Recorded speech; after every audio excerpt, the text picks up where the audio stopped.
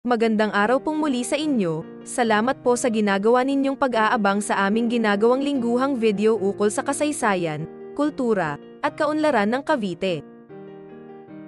Sa pagkakataon pong ito, ang ipaglilingkod sa inyo ng Cavite Studies Center ng De La Salle University Dasmariñas, ay ang pagtalakay sa isang alamat ukol sa napakahabang lagusan sa ilalim ng lupa sa probinsya ng Cavite.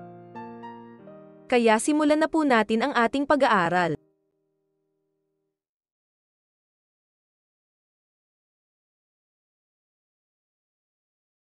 Upang maunawaan natin ang eksistidong alamat ukol sa mahabang lagusan sa ilalim ng lupa ng Cavite, basahin po natin ang usapan ng dalawang nasa litrato.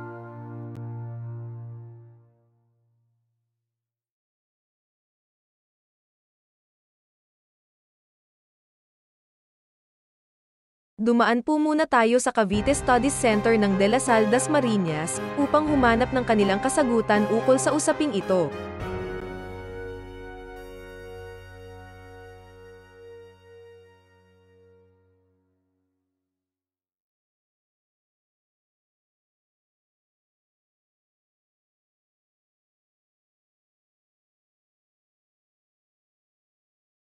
Isa sa mga files na natagpuan ng researcher ng Cavite Studies Center ay ang clipping ng diaryong The Birmingham News Age Herald, na nalathala noong February 17, 1935.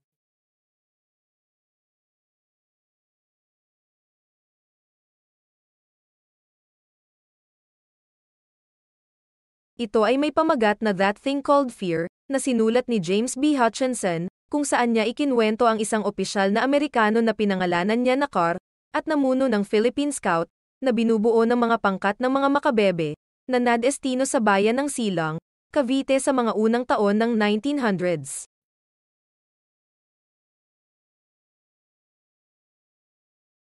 Sa kwento na ito, ay sinasabi na mayroong lagusan sa simbahan ng bayan patungo sa isang kuweba, kung saan mayroong nakaimbak na pagkain at lagusan patungo sa ilog kung saan sila maaaring kumuha ng tubig at makakatakas sa panahon na kailangan. Higit na napansin ni Carr, na ang kwento ay napasalin-salin sa loob ng ilang henerasyon. Hanggang sa isang salin ng kwento ay nagsasabi na ang isang pari ay pinasimentuhan ang lagusan, dahilan sa mayroong dyablo na nakatira sa lagusan na iyon.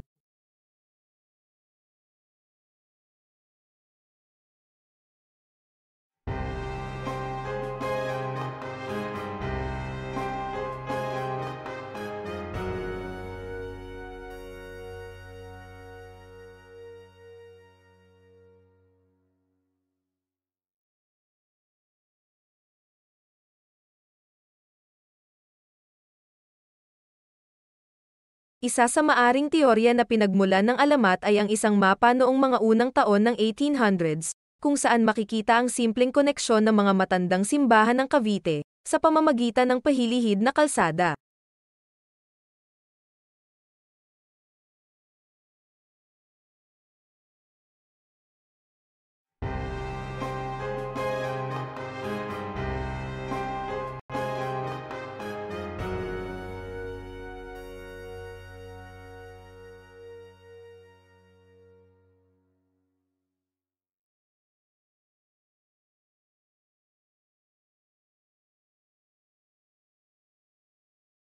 Ang unang babasag sa alamat ng lagusan sa ilalim ng lupa, na nag-uugnay ng mga matandang simbahan ng Cavite ay ang mismong anyo ng kalupaan ng probinsya.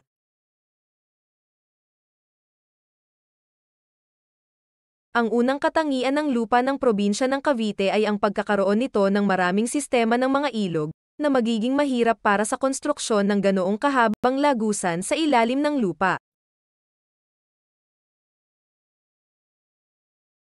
Tandaan na ayon sa alamat, ang lagusan na ito ay ginagamit ng mga frailes sa kanilang paglilipat-lipat o gagamitin sa kanilang pagtakas sa panahon ng kaguluhan. Bigyan natin ang kaganapan sa Silang, kung saan ang kura paroko ng bayan sa kapanahunan na iyon na si Padre Toribio Moreno, ay tumakas ng poblasyon, bagtas ang daan patungo ng Tatyo kung saan ito naabutan ng mga revolusyonaryo, pinatay at ang bangkay ay itinapon sa munting ilog. Ang pagkakadakip ng mga revolusyonaryo sa mga fraile sa iba't ibang lugar sa Cavite ang magpapatunay na walang eksistidong mahabang tunnel na nag-uugnay sa mga matandang simbahan sa probinsya. Ang higit na magbibigay ng pagpapabula sa alamat ay ang kawalan ng anumang dokumento na bumabanggit ukol sa pagpapagawa nito.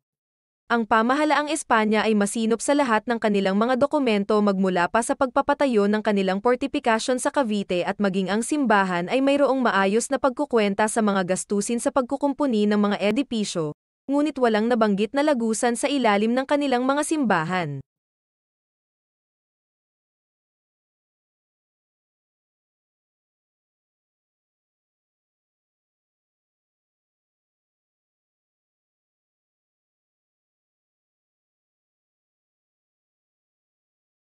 Ang Cavite ay nagtataglay ng isang napakahabang lagusan sa ilalim ng lupa na tinatawag na Bancod Irrigation System na itinayo sa mga huling kwarto ng 1800s.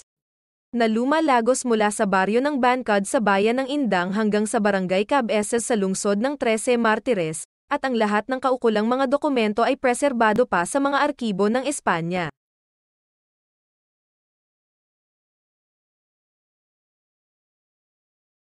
Muli po kaming nagpapasalamat sa inyong ginawang panunood sa aming educational video. Hanggang sa susunod, magsama-sama po tayong muli.